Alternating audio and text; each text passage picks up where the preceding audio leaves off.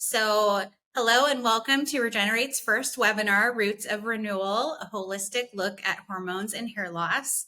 I'm Tami Wong. I'm the Community Manager here at Regenerate, and I'll be hosting today's webinar. So, I have actually had hair loss since I was 15, and I was diagnosed with androgenic alopecia at the age of 23. I've worn wigs, which is what this is, obviously, as for the past 11 years, and now I support other women with hair loss. So I'm really excited to be here with you all today and to hear what Dr. Lovelle is going to present to us and learn more about this important topic. So before we get into the presentation, I'd like to introduce Chastity Sullivan. She's the founder of Regenerate, so that she can share her own hair loss story and introduce herself to you guys. So Chaz, please go ahead and take it away. Hi, everybody. Well, first and foremost, I want to welcome you and thanks for being here tonight. For those who don't know me, I'm Chastity and I'm the founder and creator of Regenerate. My hair loss journey started about 2 years ago when I was going through perimenopause. The shedding was pretty extreme and I was really emotionally devastated. I pretty much tried everything. If you know it, I probably tried it. And nothing really worked, and the side effects actually were pretty horrendous. Um, that's when I started to actually look for more of a natural solution, doing some research, and Regenerate was born. But the bigger picture for me and the vision was to create a community of women to show up for each other, a safe place where we can talk about what we're going through, share our journey, share information, share science behind this information we're receiving, and just to really support each other. That's why tonight is really meaningful for me tonight. It's so important. It's kind of like a dream come true. I'm so excited to have Dr. Susan Lovelle with us. She's actually going to break down what's happening during these hormonal shifts in our body as it relates to hair loss, and what we can do naturally, which is really important to me, to get back to balance. So I'm so honored to have you here tonight. I want to welcome you to our community. And so let's get started. I'll send it back over to Tami. Perfect. Thank you, Chaz, for sharing your story and how Regenerate came to be. Now I'd like to introduce our speaker, Dr. Susan Lovelle.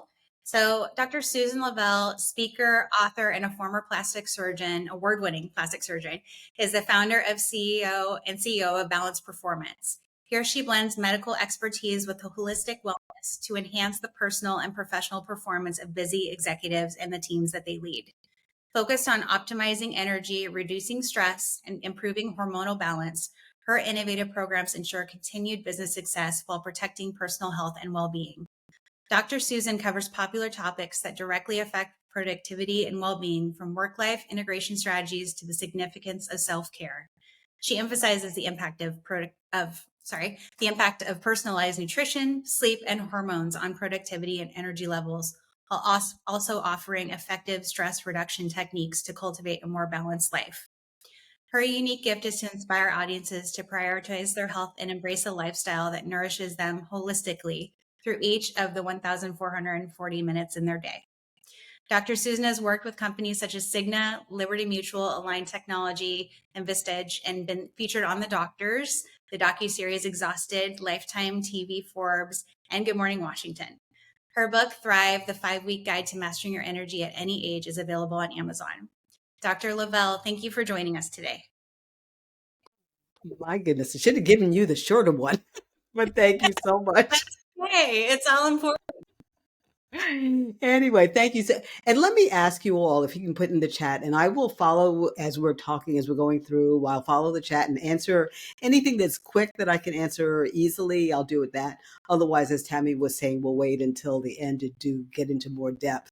But how many of you have either like been in the shower and you look down and there's all this hair at the bottom of the drain, or you're brushing your hair and you've got all of this hair, that's in your brush, and you wonder, is this normal? Is there something wrong with me?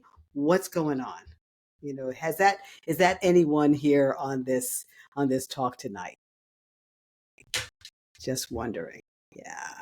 Yeah, that was you. Absolutely. And yes, exactly. So that's why we're here. We're here to talk about what's going on, and I'm going to talk about it from the hormonal aspect. And I can imagine that if some of you have been living with hair loss for decades, you probably know more about hair loss than I do.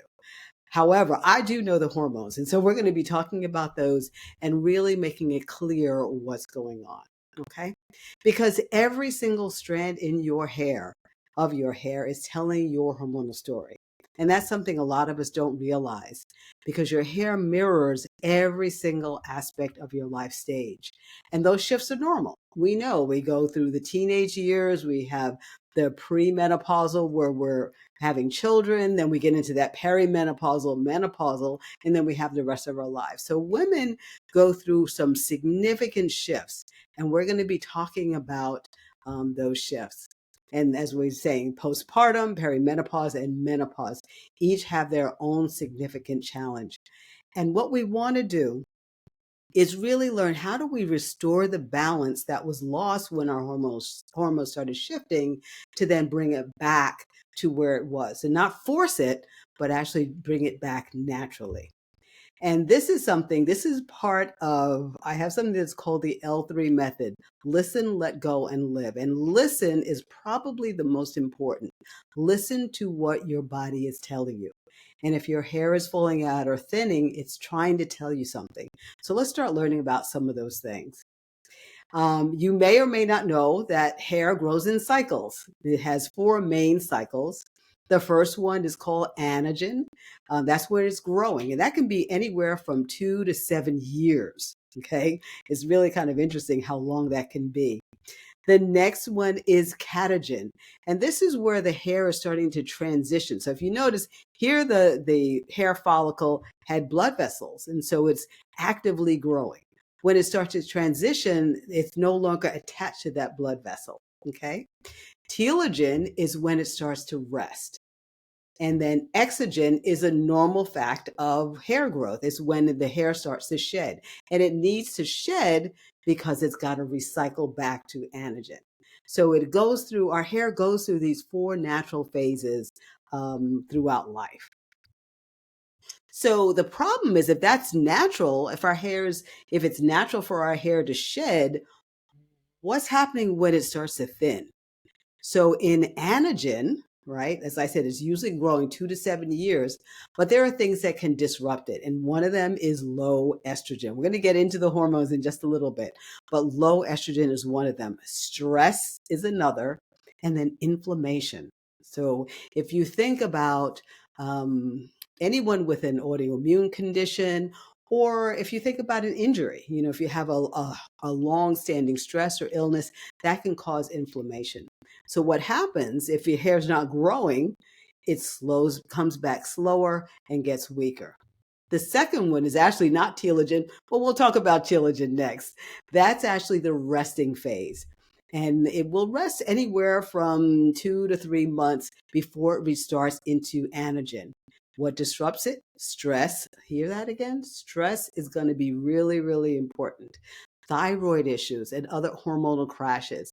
And if you can imagine, if it's in rest, if you're laying down on the couch and you get stuck in rest, you don't get up again. You don't start again. The same thing with our hair follicles. If we get stuck in telogen, our hair doesn't go back into growing mode.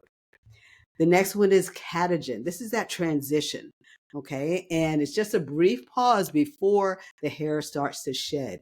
What kind of disrupts it? Postpartum.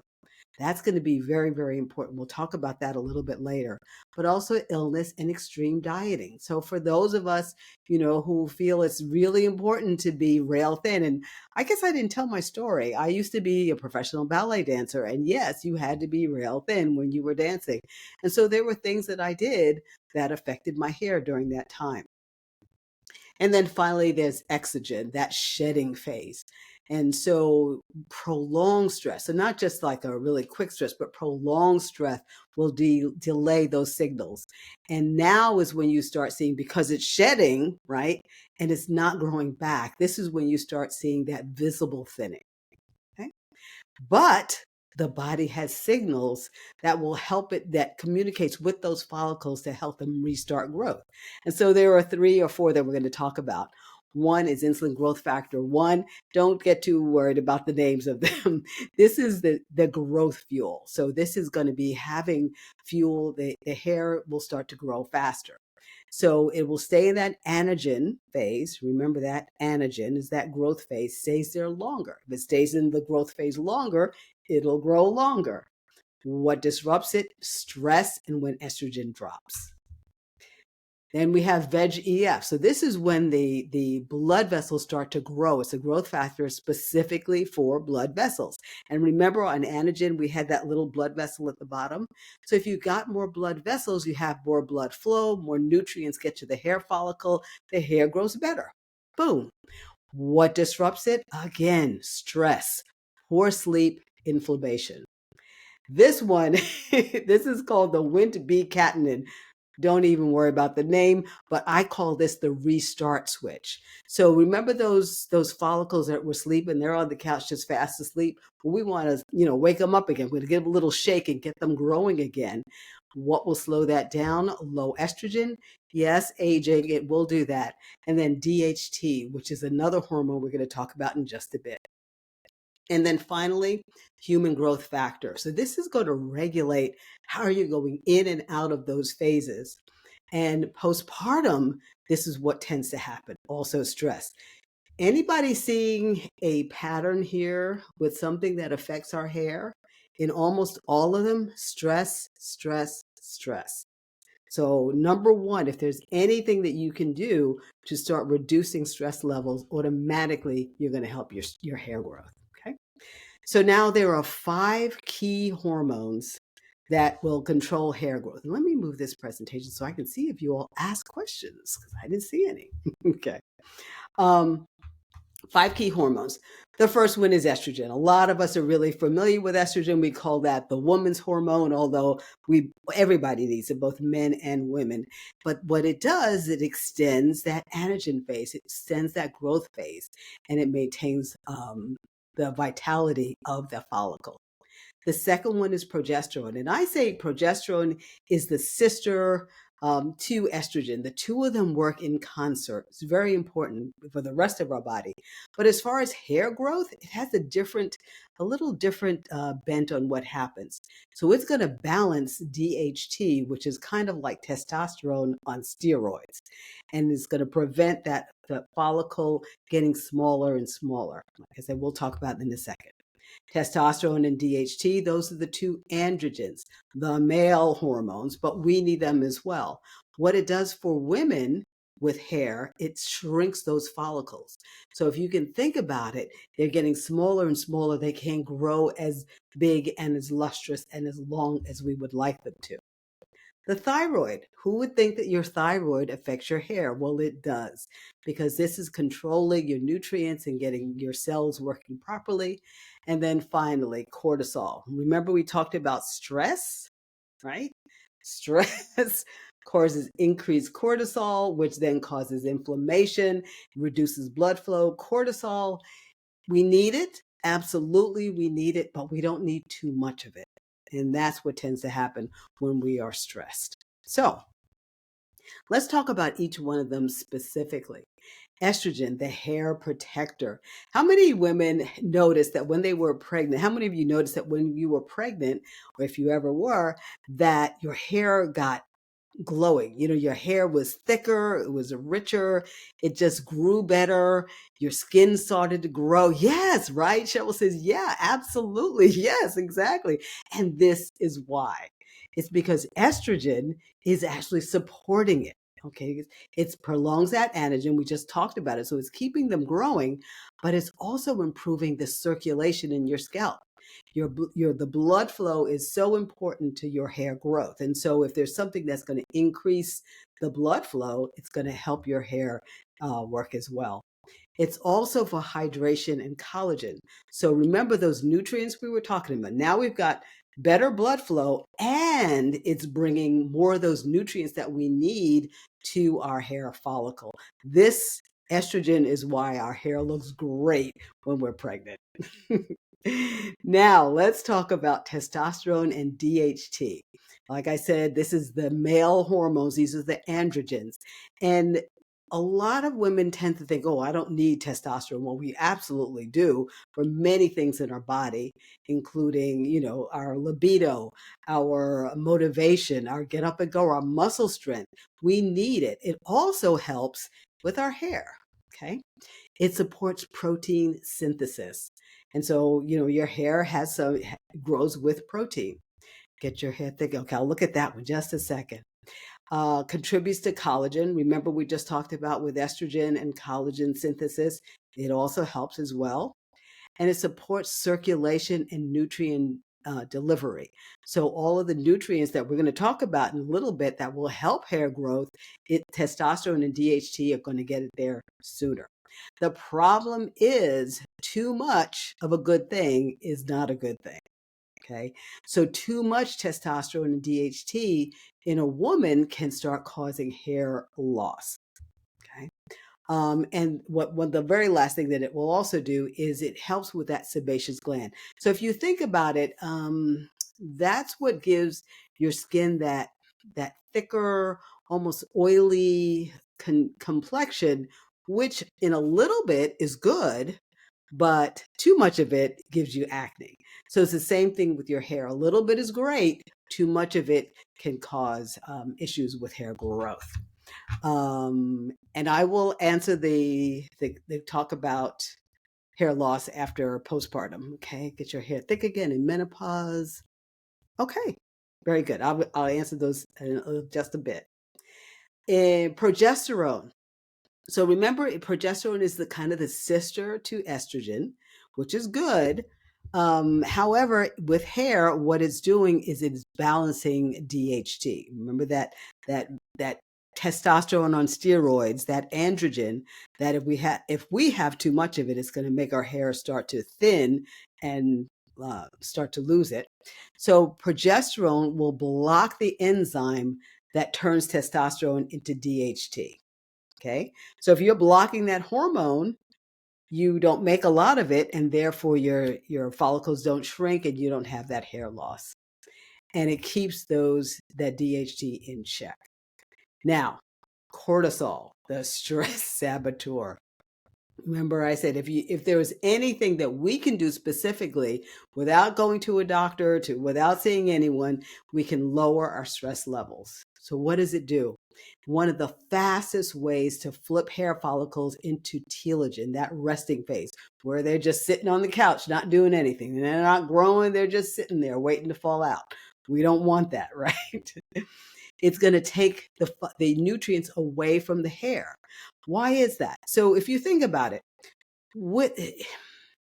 cortisol usually started when we were stressed. Okay, so imagine you're stressed. Imagine back in the days of the troglodytes, as I would say, someone is chased by a saber-toothed tiger, right? And so they need to get up and run fast. And that's what happened. The cortisol would hit, the adrenaline would hit, you would get up, your heart would pound faster, you'd run, and you'd get away. And when the tiger was gone, cortisol levels dropped back down to normal, everything was fine. Today, however, we don't have lions chasing us around. Instead, we have tight deadlines, we have family pressures, we have work pressures, we have all of these things that are 24/7. And so we have that stress all the time. That's the issue. So now, instead of the cortisol going up and coming back down, our cortisol levels stay up high all the time. And if you think about it, if you're being stressed, if you're being chased by a tiger, are you going to worry about your hair being long, or are you going to more worry about your heart pumping fast? Everything goes to survival. Your hair is not survival. That's one issue why, and I won't get too much into it, why people will struggle with fertility when they are very stressed. It's because we want to be in survival mode if we are stressed because of the cortisol. Anyway, it will increase inflammation around the follicle, okay? Constricts that blood flow and disrupts sleep. And if you're not getting enough sleep, your cortisol is definitely going to be out of balance, okay? Ooh, these are such good questions. Oh yeah, I will answer all of those. Okay. And this is why we see shedding when we're grieving, when we are in burnout, when we're ill. It's because our body is stressed. And so the more we can lower our stress levels, the better it will be. Thyroid hormones. So I tell people to think of thyroid as almost the furnace, right? So if you don't have enough fuel in that furnace, everything's cold. Everything kind of shuts down, right? If you have too much fuel, it burns fast and all of your fuel goes away fast. So think about that with your hair. Your hair has one of the highest metabolic rates in the body. So if it's low thyroid, hypothyroidism, think about it. Now that furnace is cold, you have slow growth, your hair is dry and brittle, and it sheds. Okay. It doesn't have enough fuel to keep it going.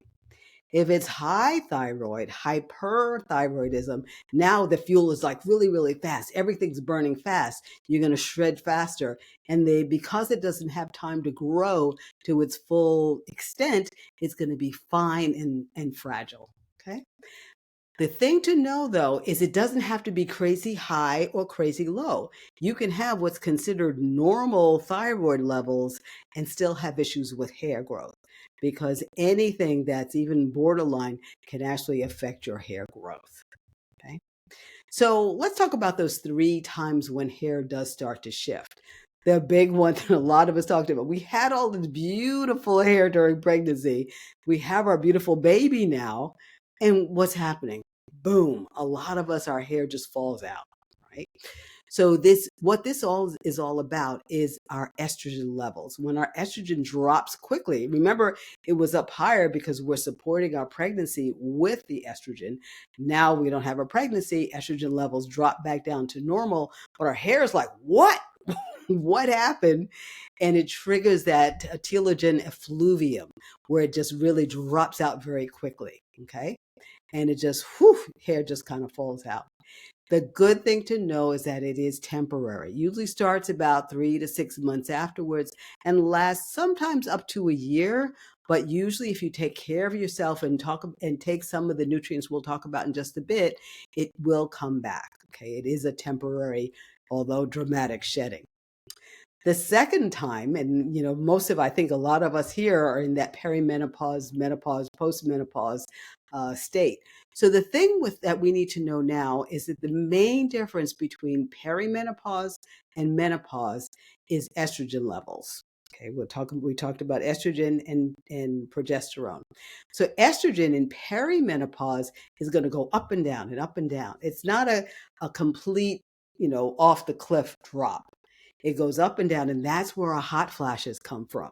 Okay, that's where our wrecked sleep comes from in perimenopause, all of that up and down estrogen. But when it's down, our hair is going to suffer. Progesterone, on the other hand, starts going down from age 35, believe it or not. So we're not even really thinking perimenopause when we're 35 for the most part, but that's when progesterone starts lowering. Now, do you remember what progesterone's job was as far as hair growth?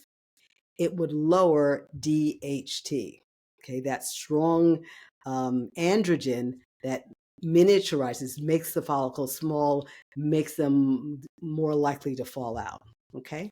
So as I was saying, the estrogen is up and down, okay? So it's going to slow that growth and it weakens the strands. And the low progesterone means more DHT, which miniaturizes that follicle. And so if you think about it, it's like almost like a shrinking plant pot. The smaller that pot, the smaller the plant because it doesn't get the nutrients and everything. All right. And I don't know if anyone of you ever said this one, but you'll say that beautiful, hair that you used to have, your ponytail used to be thicker. And it's because the follicles are shrinking, they're getting smaller, and that's your hormones. So what do we do about this? Because I'm of the type that I don't want to just tell you what could go wrong, what does go wrong. I want to give you options on how to make things better. And so one of the very first things we want to talk about is that whole body solution. And that's what we do in Balanced Performance. So we have 4 quadrants of health: eating elite, moving more, living wisely, loving divinely. And each one of these quadrants has an important part in helping your hair to grow. So what is eating all about? We want to make sure that we're getting the right amount of protein. And that will vary depending on, where you sit on the lean muscle scale. But you also want to make sure,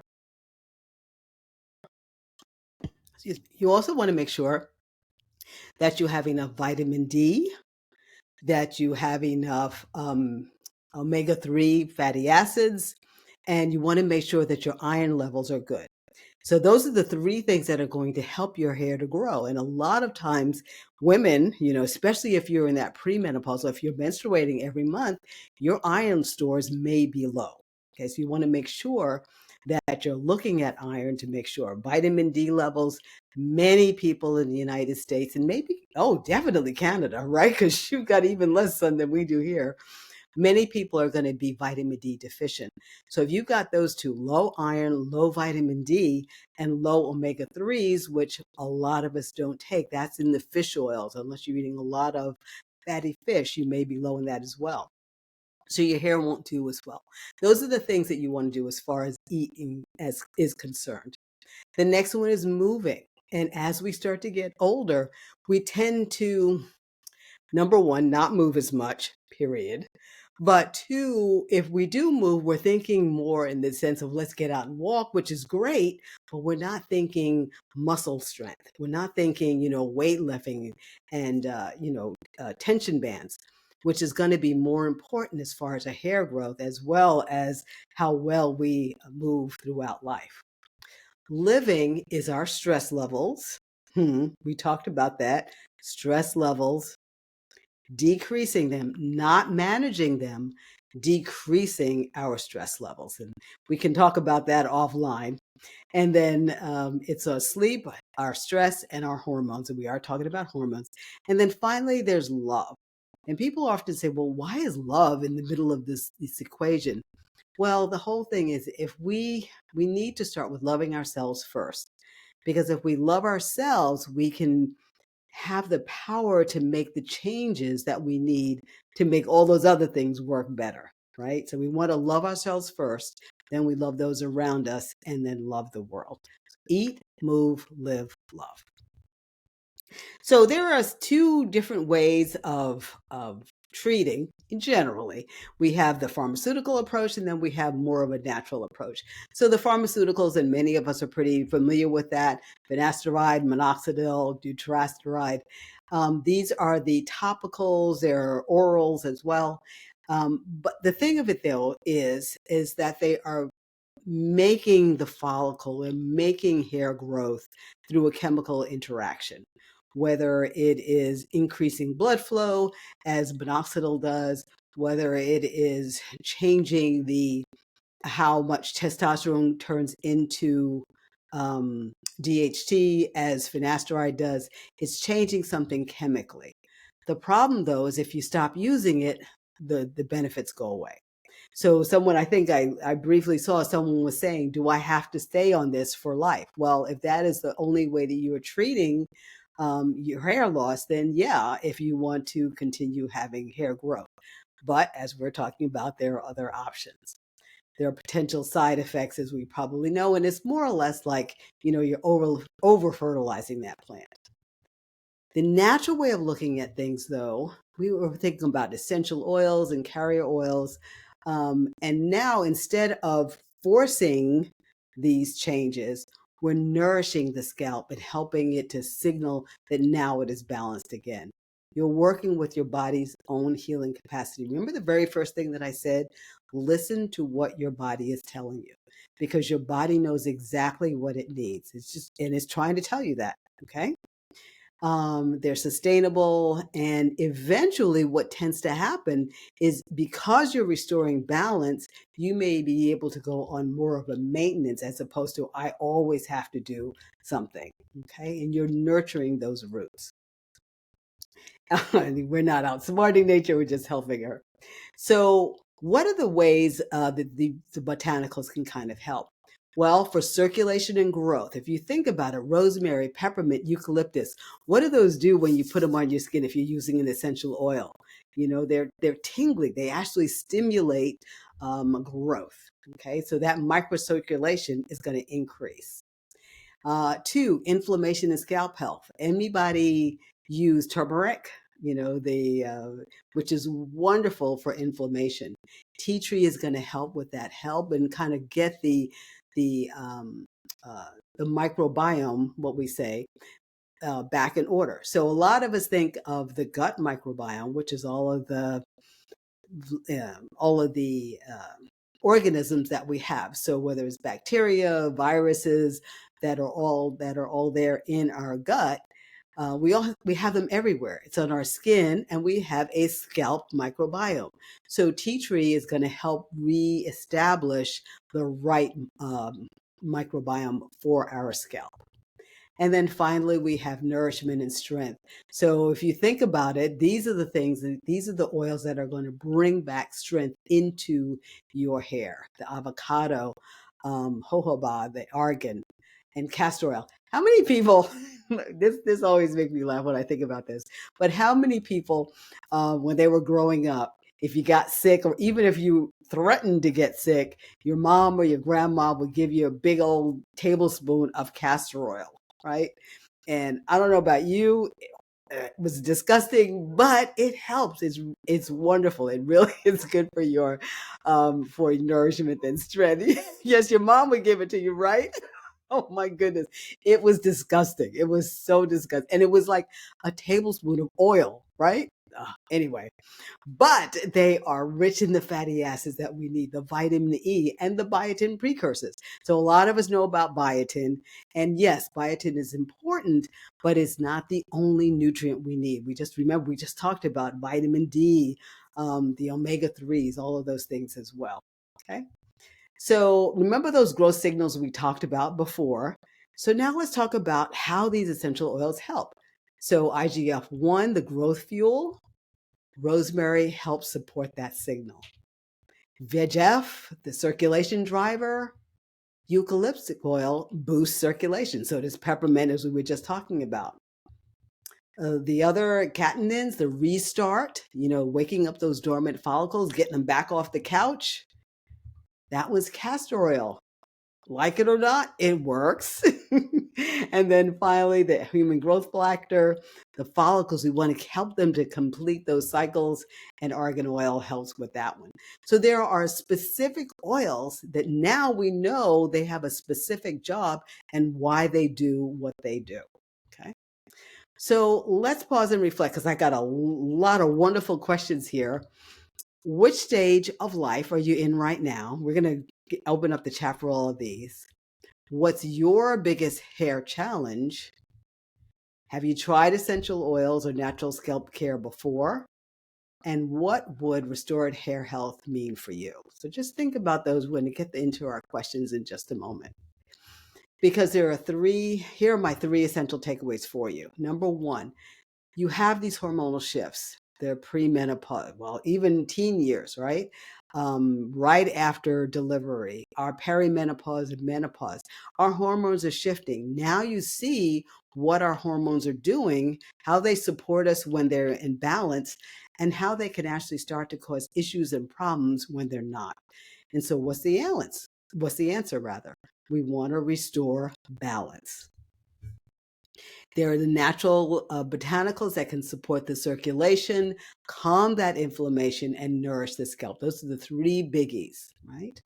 And then finally, with the minoxidil, even with minoxidil and the topicals and everything, they do take a little bit of time, but so do botanicals. And a lot of us may tend to be a little more impatient. We want things to happen yesterday. Well, we didn't lose our hair in a week. We're not going to get it back in a week. We now know it's 2 to 7 months for hair to grow, right?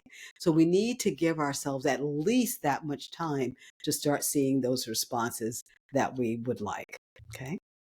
Because healthy hair isn't forced, it's fostered. And that's what we need to remember, Okay, so we're going to continue the conversation with the Q&A. That's my information. I'll leave it up there for a little bit if someone wants to, if you want to take it down and reach out to me. But let's get into some of these questions. I'm going to open up right now. Let's see. The first one I see is, once the hair cycle has been disrupted by hormonal changes, is it realistic to restore thickness, or is it mostly about slowing further loss and maintaining what's left?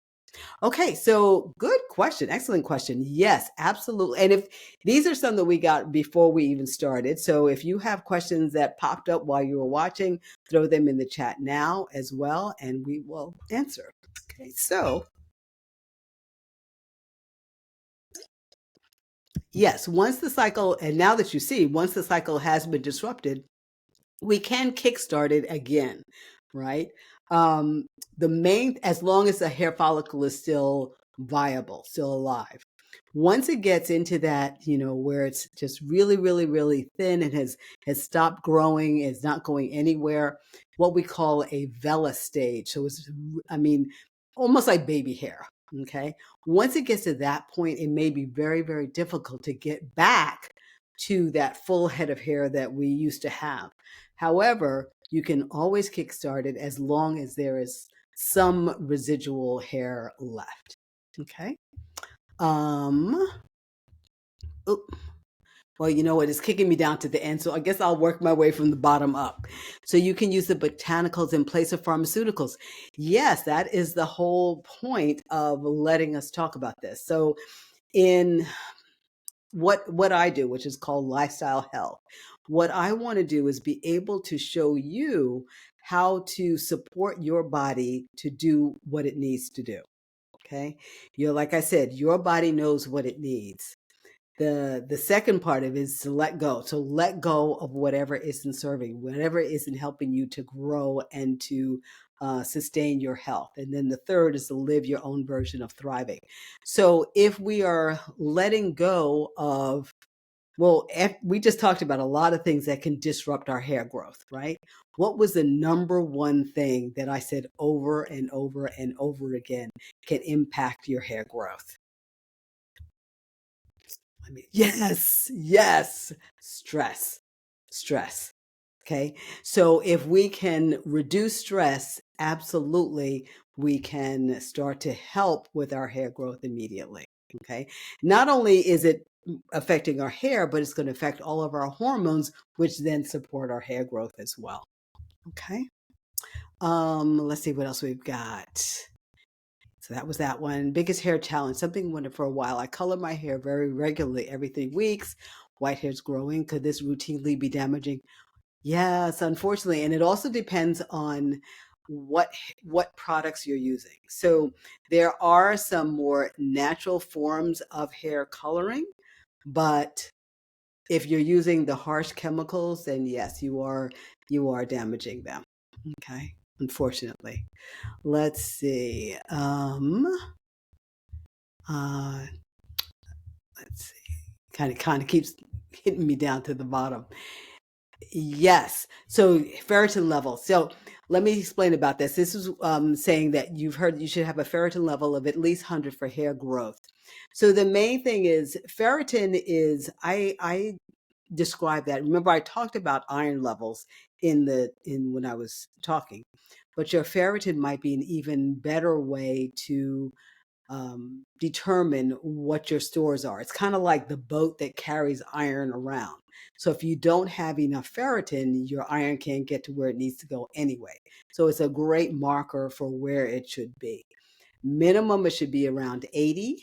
100 is probably a little bit better. Mine was slow. I don't know what that one was. Oh, should take vitamin D daily. Yes. Oh my goodness. Yeah, vitamin D. Is that why you say hair loss after you get off birth control pills? Yeah, so that would be, so would be if remember, it's not so much the level, it's the change. So if you've been on an estrogen birth control or a progesterone pill, and then you come off it, all of a sudden your body doesn't have that support that it used to. And so you might see, yes, hair loss after that. So hard in this stage of perimenopause to keep that. I know. But as far as stress is concerned, what I say is if you can do one thing daily, just take 5 minutes. You doesn't have to be some big thing, because doing a big thing is stressful too, right? If you do one thing daily, maybe 5 minutes of deep breathing, or box breathing. Pretty much everyone knows what that is. The 4 counts in, hold, out, hold. Just a few minutes of that is enough to teach your body that it's safe, and stress levels automatically decrease. The second biggest thing that I would say is sleep, because a lot of us, when we get to this stage, we're busy. We're kind of in that middle, what they call the sandwich generation. You got kids sometimes still, you have parents who are aging. So you're kind of stuck in the middle, and we tend not to take care of ourselves. So second biggest thing that I would say is make sure you're getting sleep. Aim for 7 to 9 hours. If you're not there yet, slowly get there. Okay? If you can. Let's see what else there is. I answered that one. Oh, why is the most obvious hair loss on the top or center of the hairline? So yes, it's going to be up here in women. Men tend to lose it here first, women here. And the reason for that is that's where the androgen receptors are. Remember, the testosterone and the DHT. So if you've got more receptors for it here and those levels elevate, you're going to see more of it there. Also, the blood flow is not as good. If you think about it, your blood flow is coming from down lower in your, in the back of your head coming up. So there's less blood flow at the top. So less blood flow, more of those androgen receptors. They'll put those two together, and that's where you're going to tend to lose hair first if you're a woman. Okay. Sleep is all the rage now. Yes. Any natural supplements you can suggest? Okay. So a lot of us talk about melatonin, right? The thing that there is, and melatonin is extremely important for sleep. The thing is, cortisol and melatonin kind of work against each other. So during the night, your cortisol level should be low, your melatonin should be high, and it kind of flips so that in the morning you can wake up. If you are stressed, your cortisol level is still going to be high, and you won't make as much melatonin. So you will be staying up. So the very first thing that I would say, reduce the stress. Number two, you can try a small dose of melatonin. And I do mean a small dose. Some people will do over the counters that have 5-10 milligrams of melatonin. Way too much. If you're going to take it, start with 0.5 milligrams to maybe 1 milligram to start with. See how that works for you, as opposed to some huge, what we call super or supraphysiologic dose. Small dose of melatonin if you're going to do that. Another one that works amazingly well that you wouldn't even think about it is progesterone. So, and not progesterone patches, but oral progesterone. That's something you would, of course, need to speak to a healthcare provider about. But one of the reasons we don't sleep as we go through perimenopause, menopause is our progesterone levels have dropped. That causes us to have issues with sleep. So sometimes it's like a miracle how fast you can sleep better with a little bit of progesterone. Those are probably the two biggest, fastest resulting things. Of course, there are things like valerian root and what are some other ones? Chamomile. Chamomile, the tea, but chamomile is wonderful for sleep as well. The other big thing is having a good sleep hygiene. So what that means is you can't be on your computers and doing everything till you're ready to go to bed and then jump in bed and expect to fall asleep. You want to have it quiet and cool and no TV in the room. Make it so that you are setting the stage so that every time you walk in your room, in your bedroom, your body knows it's time to go to sleep. The more you do that, the better it is. Okay. Preferred route of estrogen. Whoo, that is a wild question. So I would say briefly, this is like a huge question. Briefly, oral estrogen is probably the one you want to avoid. After that, it all depends on what's going on with you and what your issues are. Patches work, transvaginal work, pellets work. You just really need to know what's going on, what your labs are, what your estrogen levels are. Are they flipping? Is it perimenopause? You're up and down and up and down. If you are, you don't want to do a pellet because the pellet's going to give you a sustained level of estrogen for months. And if you're high, it's going to flip you too high. So then you might want to do more something like a patch or something. If your problems are more or your issues are more vaginal, like dryness or pain, then you might want to do, a transvaginal form. So it really depends on what's going on with you and, what your specific history is. The one I would say to avoid is oral. And there are all issues with, again, long story, blood clots, more, blood, cancer, breast cancer, issues with clotting and everything. So you really want to make sure you're avoiding oral estrogen if possible. Okay. Let's see. Love magnesium. Oh yeah, yeah. How did I miss magnesium? Absolutely, one of the best. Yes, magnesium. Ooh. Um, Progesterone have side effects like weight gain. So there might be some shifts in water fluid. Too little progesterone and too much progesterone can cause water retention. Kind of weird, right? But if you have it just right, if it's balanced, then no. Okay, its job actually is to work as a diuretic. That's partly what it does. So as long as it's the right level, then everything is fine. Yes. Which kind of magnesium for sleep? Um, Probably the most common would be magnesium glycinate. That's the one that doesn't cause like if some people if you're constipated, you might take magnesium citrate or oxide. You don't want to take those specifically for sleep. Glycinate is wonderful. Yeah, I would say probably stick with magnesium glycinate. Okay. Let's see if I have anything else. Sleep supplements, we talked about that one. Are there any other questions that I might have missed? It kind of keeps flipping me to the bottom. So if I didn't answer it, how often should you get your hormone levels checked? That's another wonderful question. Depends on again, you'll see with me, a lot of it depends. And the reason I say that is I'm very much a test, don't guess. So if you have issues, like if you are struggling with fertility, if you're struggling with perimenopausal issues, with hot flashes that aren't responding to, the traditional treatments, that's when I recommend getting your testing.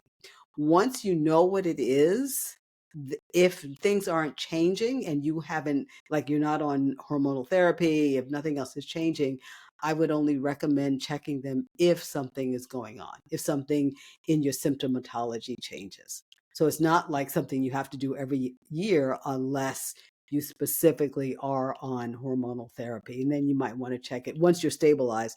You might want to check it once a month, not once a month, sorry, once a year. Okay. Great question. Yeah, Jill's hitting these questions, right?